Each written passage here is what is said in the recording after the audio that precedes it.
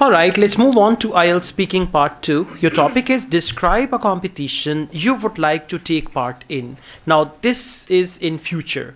So, a competition will be held in the future and you would like to take part in that competition. You can speak about the competition in future and you can give a reference of present tense as well. Please, you can start. Okay. Well, when I was in school, back in my school, I used to take part in a lot of competitions, be it poem recital, banner presentation, art competitions, or painting.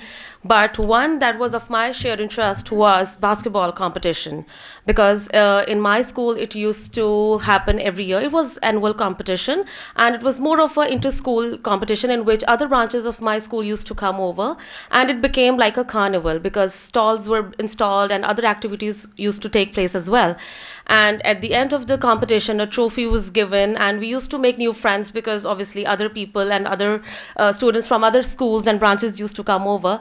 So it was a chance to make new friends, and obviously seeing the competition and the game was of my interest. So in near future, if I ever get a chance, I would like to take part in basketball competition, because that was of my interest back in my school days. Okay, 59 seconds. So you should try to speak a little more and wait for the examiner to stop you. Overall, it's good. You spoke well. You spoke very fluently. So I would only say keep it up and wait for the examiner to stop you. Now, we've got speaking part 3. What type of competitions are common in your hometown? It depends on what kind of competition is. It could be educational. It could be something related to art, singing, music, dance, and science competitions. It could be a fair, carnival, and music competition, dance competitions, which basically happen at the school.